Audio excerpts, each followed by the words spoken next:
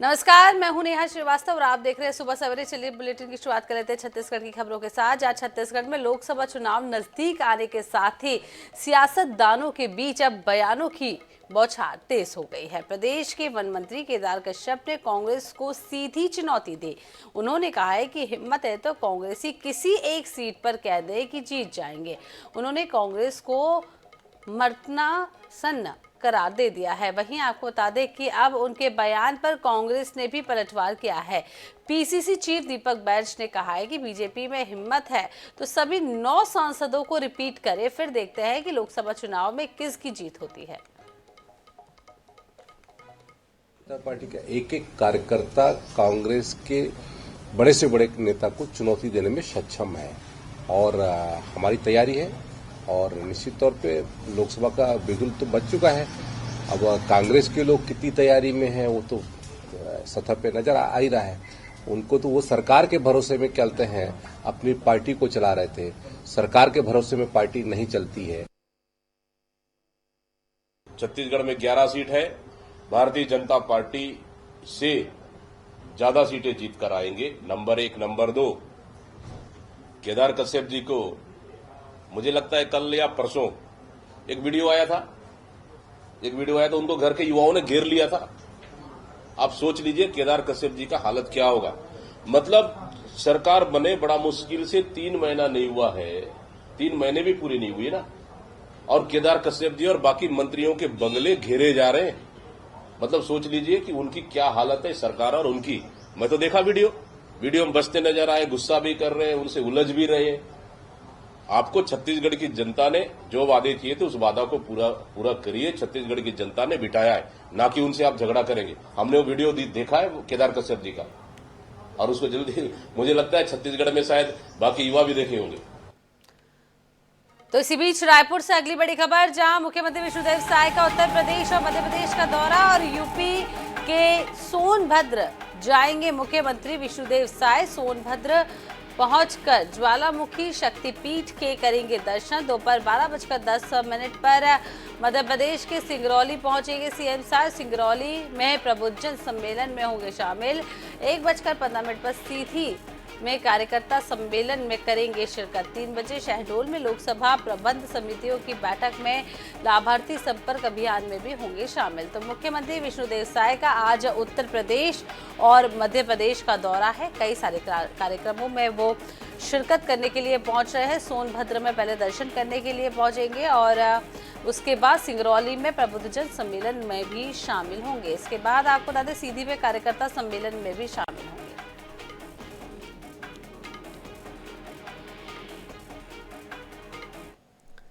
तो छत्तीसगढ़ में 12वीं बोर्ड की परीक्षा शुरू हो रही है, जबकि 2 मार्च से लेकर 10वीं की परीक्षा शुरू होगी। परीक्षा की शुरुआत हिंदी विषय से हो रही है। इस बार राज्य में 2475 परीक्षा केंद्र बनाए गए हैं। इनमें से 180 सेंटर संवेदनशील श्रेणी में शामिल हो गए हैं। बोर्ड एग्जाम के लिए उड़न दस्ते की अलग अलग टीमें भी बनाई गई है। परीक्षा सुबह 9 बजे से शुरू होगी। सीएम विष्णुदेव साय ने स्टूडेंट्स के तनाव मुक्त करने के लिए परीक्षा देने की अपील की है।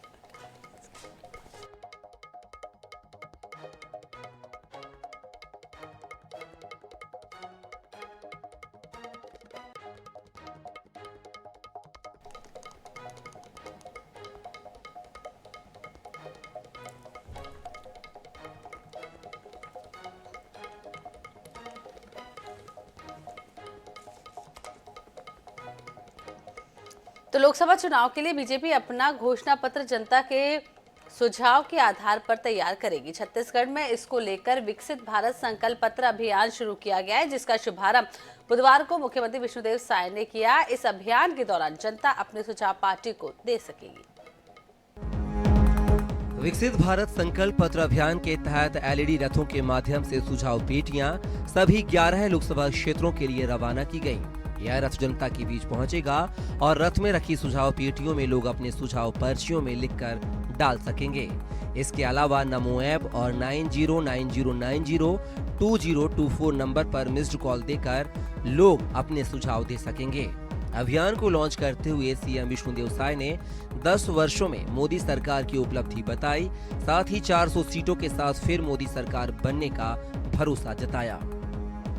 24 में ये तीसरा लोकसभा चुनाव आदरणीय नरेंद्र मोदी जी के नेतृत्व में होना है, तो इस बार फिर हम लोग का नारा है कि फिर एक बार मोदी सरकार, और इस बार 400 पार, ये हम लोग का नारा है। और आदरणीय नरेंद्र मोदी जी इस देश को विकसित देश के रूप में आने वाला 2047 तक बनाना चाहते हैं। विकसित भारत संकल्प पत्र अभियान को लेकर प्रदेश अध्यक्ष किरण देव ने कहा कि 26 फरवरी को राष्ट्रीय अध्यक्ष जेपी नड्डा ने राष्ट्रीय स्तर पर इस अभियान की शुरुआत कर दी है। यह अभियान 27 फरवरी से 15 मार्च तक चलेगा। उन्होंने बताया कि छोटी छोटी सभा कर आम जनता के सुझाव लिए जाएंगे। यह अभियान जिला और बूथ स्तर पर भी चलाया जाएगा। जो कल्पना आदरणीय प्रधानमंत्री मोदी जी की है, उसके तहत विकसित भारत सुझाव ऐसे संकल्प पत्र का दृष्टि से आम जनता के बीच में और कोहार्ट को सुझाव में सम्मिलित करते हुए पूरे ऐसे अन्य वर्ग समाज जितने भी हैं, हमारे अंतर्राष्ट्रीय स्तर के खिलाड़ी हों, पत्रकार बंधु हों, हमारे चिकित्सक हों, चाहे अन्य विविध क्षेत्रों से समाज के प्रतिनिधित्व करने वाले लोग हों, हमारे व्यवसायी बंधु हों, व्यापारी बंधु हों, किसान हों, और इस तरीके से पूरे देश में कल हमारे राष्ट्रीय अध्यक्ष जी ने 26 तारीख को सोमवार को इसका शुभारंभ किया, इसकी लॉन्चिंग की। आज भारतीय जनता पार्टी छत्तीसगढ़ प्रांत में और इसकी लॉन्चिंग की गई है। बीजेपी ने छत्तीसगढ़ सहित कई राज्यों के विधानसभा चुनाव में लोगों से सुझाव लेकर अपना संकल्प, जिसका फायदा पार्टी को मिला है, और यही वजह है कि लोकसभा चुनाव के लिए यह अभियान चलाया जा रहा है। अब देखना होगा कि 400 पार के लक्ष्य को हासिल करने में यह अभियान कितना कारगर साबित होगा। INS 24/7 के लिए स्वप्निल गौर खेड़ की रिपोर्ट। इधर कांकेर जिले के कोयलीबेड़ा इलाके में मुठभेड़ के मामले में कांग्रेस ने जांच समिति गठित की है। पूर्व विधायक शिशुपाल सोरी को संयोजकत्व 7 सदस्य टीम प्रभावित गांव के दौरे का पीड़ित परिजनों के साथ स्थानीय ग्रामीणों से मुलाकात की है। आपको बता दें कि समिति जांच कर पार्टी को रिपोर्ट सौंपेगी, लेकिन अब इस जांच पर सियासत शुरू हो गई है। छत्तीसगढ़ में कांकेर जिले के कोयलीबेड़ा में 25 फरवरी को पुलिस ने नक्सलियों और पुलिस के बीच मुठभेड़ का दावा किया। सर्चिंग के दौरान 3 नक्सलियों का शव बरामद करने की बात कही, लेकिन परिजनों और ग्रामीणों ने पुलिस के दावे पर सवाल उठाते हुए इसे फर्जी बताया है। परिजनों के आरोप पर कांग्रेस ने जांच टीम गठित की। साथ ही पीसीसी चीफ दीपक बैज ने आरोप लगाया कि बीजेपी सरकार में फिर से फर्जी एनकाउंटर शुरू हो चुका है। कोयलीबेड़ा मामले की जांच हाईकोर्ट के जज से करनी चाहिए। कांग्रेस के आरोपों पर भाजपा भी कहां पीछे रहने वाली है। वरिष्ठ आदिवासी नेता और कैबिनेट मंत्री केदार कश्यप ने कहा कि कांग्रेस जहां चाहे वहां जांच करे, लेकिन वास्तविक स्थिति से उनका वास्ता नहीं है। कांग्रेस सरकार में गृह मंत्री के मुंह से एक शब्द नहीं निकलता था कि जब से भारतीय जनता पार्टी की सरकार आई, आदिवासियों के ऊपर अत्याचार बढ़ा है। लूट, डकैती और नक्सली घटनाएं, फर्जी एनकाउंटर, बस्तर के आदिवासी क्षेत्रों में माता बहनों के साथ जंगलों में बलात्कार, फर्जी नक्सली केस में अंदर घटनाएं बड़ी हम लोग शुरू से कहते आ रहे थे। आप रिकॉर्ड निकाल के देख लीजिए, 5 साल की घटना और इस 3 महीने की घटना से भारतीय जनता पार्टी के सरकार में फिर से फर्जी एनकाउंटर शुरू हो चुकी है। और अभी तो सिर्फ कोयलीबेड़ा, इससे और कई एनकाउंटर अभी फर्जी हुई है, उसके धीरे धीरे खुलासा हो रहा है। जब इनके गृह मंत्री थे तो उनके मुंह से एक शब्द नहीं निकलता था, क्योंकि गृह मंत्री के पूरे पावर्स तब सीएम के पास में सेंट्रलाइज हुआ करते थे। और जिन लोगों ने कहते 5 साल में केवल नक्सलवाद को बढ़ावा देने का काम किया, वो लोग आज नक्सलवाद को लेकर के बड़ी बड़ी बातें कर रहे हैं। और इनके कारण से ही नक्सलवाद आज जिस तरीके से निचले स्तर तक विस्तार हुआ है। इनके एक पूर्व मुख्यमंत्री ये कहा करते थे कि नक्सली हमारे भाई हैं और वो भी हमारे पार्टी को सहयोग करें। छत्तीसगढ़ में सरकारें आती हैं जाती हैं, लेकिन नक्सलवाद की समस्या खत्म होती नजर नहीं आती। ऐसे में फर्जी मुठभेड़ के आरोप नक्सलवाद की चिंगारी को हवा देने का काम करते हैं। उम्मीद की जा सकती है कि फर्जी मुठभेड़ जैसे मामलों पर अंकुश लगे। उम्मीद ये भी है कि जल्द से जल्द नक्सलवाद की समस्या का ठोस हल निकले, ताकि बस्तर के घने जंगलों में बम धमाकों और गोलियों की नहीं बल्कि उन्मुक्त आदिवासियों के मांडर की थाप सुनाई दे। INS 24/7 के लिए रायपुर से गौरव शर्मा की रिपोर्ट। तो लोकसभा चुनाव से पहले छत्तीसगढ़ में तबादलों का दौर देखने को मिल रहा है। आचार संहिता लागू होने से पहले भारत निर्वाचन आयोग के निर्देश पर ये तबादले हो रहे हैं। अब तक IAS, IPS और राज्य प्रशासनिक सेवा के अधिकारियों के तबादले हो चुके हैं। आने वाले दिनों में एक ही जिले में वर्षों से काबिज अधिकारियों के तबादले भी देखने को मिल सकते हैं। भारत निर्वाचन आयोग ने बीते दिनों सभी राज्य सरकारों के मुख्य सचिव को यह सर्कुलर भेजा था कि आचार संहिता लागू होने से पहले अनिवार्य रूप से ऐसे सभी अधिकारियों के तबादले कर दिए जाएं जो एक ही जिले में 3 वर्षों से अधिक समय से काबिज हैं। इसके बाद से छत्तीसगढ़ में तबादलों का दौर देखने को मिल रहा है। IAS और IPS अधिकारियों के तबादले तो हो ही चुके हैं। अब ASP, DSP और निरीक्षक स्तर के अधिकारियों के तबादले भी होंगे। ये वे अधिकारी हैं जो एक ही जिले में 3 वर्षों से अधिक समय से जमे हैं। वहीं तबादले में भेदभाव के शिकार पुलिस विभाग में निरीक्षक स्तर के अधिकारियों में आक्रोश भी देखने को मिल रहा है। बस्तर में बीते 1 दशक से अधिक समय से सेवा दे रहे निरीक्षक स्तर के अधिकारियों ने सीधे चुनाव आयोग को पत्र भेजकर यह शिकायत की है। वे एक ही रेंज में सालों से सेवा दे रहे हैं। लोकसभा चुनाव को लेकर भारत निर्वाचन आयोग अपनी तैयारियों में जुटा हुआ है, तो दूसरी ओर 3 साल से एक ही जिले में पदस्थ अधिकारियों को हटाने की कवायद भी राज्य सरकार की ओर से हो रही है। लगातार जो है भारतीय प्रशासनिक सेवा के अधिकारियों के अलावा राज्य प्रशासनिक सेवा के अधिकारियों के तबादले हो रहे हैं। तो दूसरी ओर पुलिस विभाग में पहले ही तबादले हो चुके हैं और इसके अलावा जो है अब इंतजार है तो एडिशनल SP, CSP और निरीक्षक स्तर के अधिकारियों के तबादलों की। वहीं तो दूसरी ओर बात करें बस्तर में तैनात इंस्पेक्टर और सब इंस्पेक्टर अधिकारियों की जो लगातार बीते 4 वर्षों से अधिक समय से वहां पर ड्यूटी दे रहे हैं, उनका भी अब आक्रोश फूटने लगा है।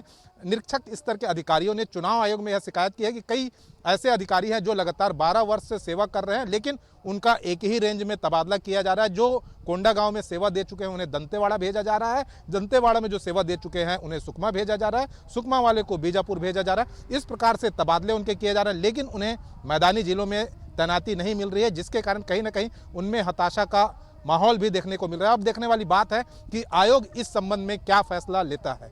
कैमरामैन इकराम कुरैशी के साथ मनोज नायक, INS 24/7 रायपुर। छत्तीसगढ़ में अब इलेक्ट्रिक वाहनों की बिक्री में तेजी दिखने को मिल रही है। इसके पीछे की मुख्य वजह इलेक्ट्रिक वाहन विक्रेताओं द्वारा ग्राहकों को दी जा रही नगद छूट है। बीते 2 महीनों से छत्तीसगढ़ के ऑटोमोबाइल बाजार में जबरदस्त इजाफा देखने को मिल रहा है। देखिए रिपोर्ट। इलेक्ट्रिकल व्हीकल रेंज में 2 पहिया वाहनों में 10,000 से लेकर 25,000 रुपए तक की नगद छूट दी जा रही है, जबकि 4 पहिया वाहनों में 50,000 से लेकर 1 लाख रुपए तक की नगद छूट भी दी जा रही है, जिससे इन वाहनों की बिक्री लगातार बढ़ रही है। रायपुर ऑटोमोबाइल्स डीलर एसोसिएशन का कहना है कि फेम 2, फेम 3 के अंतर्गत EV वाहनों की बिक्री में अतिरिक्त नगद छूट दी जा रही है। इसके अलावा सरकार की ओर से भी ग्राहकों को EV वाहनों पर सब्सिडी दी जा रही है।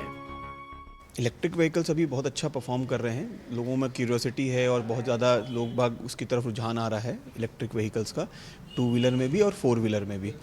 अभी और एक चीज़ अभी और एडिशनल बेनिफिट क्या आया है कुछ 2 व्हीलर कंपनीज़ ने, क्योंकि फेम 2 सब्सिडीज़ जो है 31 मार्च 2024 तक है, उसके बाद फेम 3 इम्प्लीमेंट होगा, तो उसमें कम हो सकता है, ज़्यादा हो सकता है। इसको देखते हुए कुछ कंपनीज़ ने 2 व्हीलर में एडिशनल डिस्काउंट देने का भी शुरू किया है, जो कि 1 महीने के लिए उन्होंने डिक्लेयर किया है।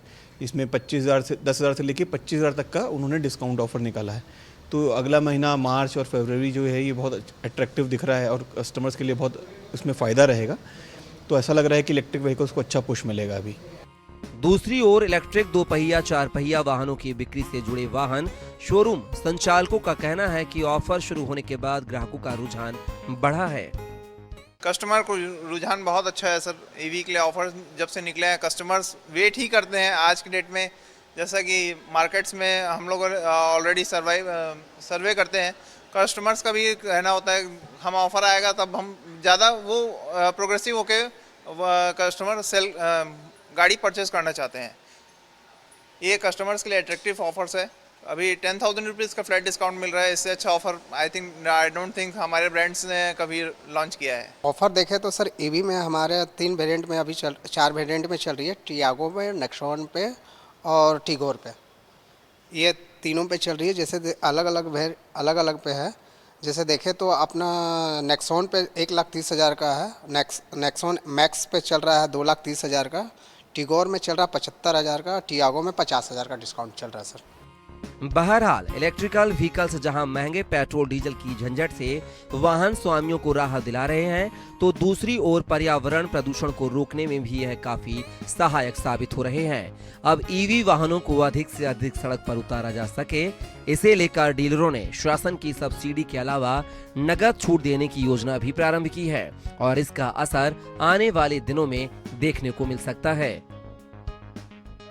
रायपुर से INS 24/7 के लिए मनोज नायक की रिपोर्ट। तो छत्तीसगढ़ की प्रसिद्ध लोक गायिका और रंगकर्मी पूनम तिवारी को लोक कला के क्षेत्र में विशेष योगदान के लिए संगीत नाटक अकादमी पुरस्कार से नवाजा जाएगा। छत्तीसगढ़ के मुख्यमंत्री विष्णुदेव साय ने संगीत नाटक अकादमी पुरस्कार की घोषणा करते हुए पूनम तिवारी को बधाई और शुभकामनाएं दी और पुरस्कार को लेकर रंगकर्मी पूनम तिवारी से खास बातचीत की हमारे संवाददाता ने। की पूनम तिवारी विराट जी को संगीत नाटक अकादमी पुरस्कार से नवाजा जाएगा। भारत सरकार के संस्कृति मंत्रालय ने इसकी घोषणा कर दी है। वहीं छत्तीसगढ़ के मुख्यमंत्री विष्णुदेव साय ने भी उन्हें बधाई संदेश दिया है। इस वक्त तो हमारे साथ मौजूद हैं, उनसे सीधे रूबरू होंगे और जानेंगे उन्हें कैसा महसूस हो रहा है। जी बताएंगे, आप कैसा महसूस कर रही हैं कि संगीत नाटक अकादमी पुरस्कार से आपको नवाजा जा रहा है? मोला बहुत खुशी होते बेटा। अब जिंदगी भर हम मन हर काम करे हैं तो कहीं ना कहीं भगवान हमार सुनी से तब ये सम्मान के हमन लायक बने हैं। अब जीवन भर तो काम करत हन, आगे हम तो काम करबो चाहू। जब तक हमार हाथ पैर चली तब तक हम रंगमंच ला तो छोड़न नहीं। काबर कि हमार पीढ़ी दर पीढ़ी काम करे है रंगमंच में। माँ बाप करे है, नानी नाना करे है और मैं करत हूँ। मोर अब बेटी बेटा मन भी करत है। एक बेटा तो मोर ख़त्म हो गए सूरज तिवारी, मोर पति भी ख़त्म हो गए दीपक तिवारी, जो चरणदास चोर में नाटक में काम करती, चोर के अभिनय करत रही सुहा, वो भी ख़त्म हो गए। अब मैं बाँचे हूँ। अब मोर बच्चा मन भी है, सब रंगमंच में काम करते। मोर जतेक परिवार है, 2 जन बेटी है, 1 जन बेटा है और नाती नतरा मन है, सब मन अभी भी रंगमंच में काम करते। मोर रंग 36 ग्रुप है और अभी छत्तीसगढ़ में भी काम करता हूँ। छत्तीसगढ़ से बाहर भी जाता हूँ, दिल्ली विल्ली अवेती अभी मंडला वाला तरफ भी गए हुए हैं प्रोग्राम में। तो हबीब साहब के जो नाटक है वो कर 1-1, 2-2 गाना अभी रंग संगीत लेके ज़्यादा जात हूँ। और अभी 5 तारीख के है राजीव में मोर रंग 36 ग्रुप के। ऐसे सब चलत है मोर प्रोग्राम हर। आपका पूरा परिवार जो है कला के प्रति समर्पित है, तो आपकी क्या अपेक्षा है सरकार से इसे लेकर? अब सरकार से मोर वही मांग रही से बेटा, मैं अभी भी बोलत हूँ और बहुत बार बोल भी चुके हूँ। अब जैसे मैं यहाँ सब सफ़र में रहत रहे हूँ हबीब साहब के साथ ग्रुप में, तो मोर बच्चा मन भी वहीं पले बढ़े है। तो ज़्यादा तो मन पढ़ लिख नहीं पाइस। मोर लइका मन कोई 8वीं पढ़े, कोई 9वीं पढ़े, इसने पढ़े है लइका मन हा। तो मोर दिली इच्छा ये रही से कि कम से कम जिए खाए बर, अपन जिंदगी चलाए बर। काबर कि कलाकारी में तो पेट भरे नहीं, न जीवन नहीं चले कर। तो मोर अतकिच मतलब कहना रही से कि घर के एक सदस्य लभी अगर नौकरी दे देतीस तो बहुत अच्छा हो जाती। सब कई बार मैं बोल चुके हूँ, लेकिन मोर कभू मांग हर पूरा नहीं हुए। काबर कि मैं हर कई जन ला देखे। देखो गोविंद राम बाबा के जो हर पद्मश्री रही से वो हमार ग्रुप के हरे। हमन दिल्ली जाते रहे तो सभी एक साथ हमन काम करते हैं। ओकरो नाती नतरा मन ला भी कहीं ना कहीं नौकरी दे दे है। रामचरण बाबा ला भी दे है, जे पिपली लाइफ में काम करे रही से ओकरो लइका ला मंत्रालय में मिले है हमार विभाग में। तो मैं चाहता हूँ कि कम से कम मोरो बच्चा मन ला एक जन ला तो कोई ला नौकरी दे दे तो बहुत अच्छा हो जाती। काबर कि मोला आने वाला पीढ़ी पर कम से कम लइका मन के अपन जिंदगी अच्छा चलती। अब मैं नाती नतरल पढ़ात हूँ, मोर लइका मन तो नहीं पढ़ सकत है, तो का करूँ। वही छोटे छोटे मोर नाती नतरा, मोर सूरज जे खत्म हुई से ओकर लड़का है 13 साल के, ओला में पढ़ावत हूँ अभी अलवा जलवा जैसे भी है। तो ये थी पूनम तिवारी विराट जी, जिन्हें भारत सरकार के संस्कृति मंत्रालय द्वारा संगीत नाटक अकादमी पुरस्कार से नवाजा जाएगा। Akshay Sahu, INH news, Rajnandgaon. और इसी बीच रायपुर से बड़ी खबर, जहां उल्ला इलाके में चोरों का आतंक। इलेक्ट्रॉनिक कांटा की फैक्ट्री में की गई है चोरी। करीब 1 टन माल लेकर फरार हुए चोर। चोरी हुए सामान की कीमत करीब 1.5 लाख रुपए बताई जा रही है। फैक्ट्री मालिक ने की है उल्ला थाने में शिकायत। घटना का CCTV फुटेज भी आया सामने।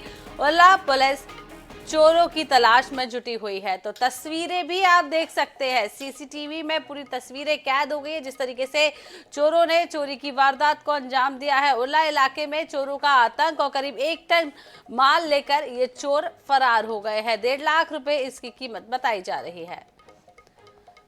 तो इसी खबर पर ज्यादा जानकारी के लिए हमारे साथ जुड़ गए मोहम्मद हसन। जिस तरीके से CCTV तस्वीरें सामने आई है, एक बार फिर से पुलिस पर सवालिया निशान, क्या कुछ जानकारी?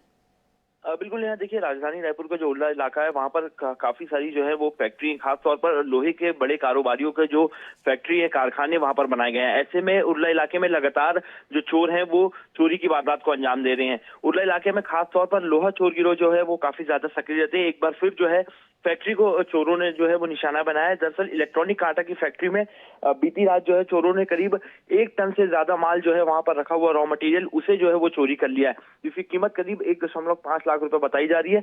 इस घटना का CCTV फुटेज आया। CCTV फुटेज के अनुसार करीब 3 से 4 चोर जो है, शातिर चोर देर रात पहुंचे हुए थे। पहले ताला तोड़ा, और ताला तोड़ने के बाद शटर के अंदर जाकर के भीतर जो फैक्ट्री के अंदर जो माल रखा है उसे यहाँ पर चोरी करके जो है वो फरार हो गए। अब तक पुलिस को इसमें कोई बड़ी लीड जो है वो नहीं मिल पाई है। हालांकि जो फैक्ट्री के मालिक है उनके द्वारा जो है शिकायत की गई है। देखना होगा इन लोहे चोरों पर पुलिस कब तक जो है वो नकेल कस पाएगी। तो पुलिस कब तक नकेल कस पाएगी, देखना होगा। बहुत बहुत शुक्रिया हसन तमाम जानकारी देने के लिए।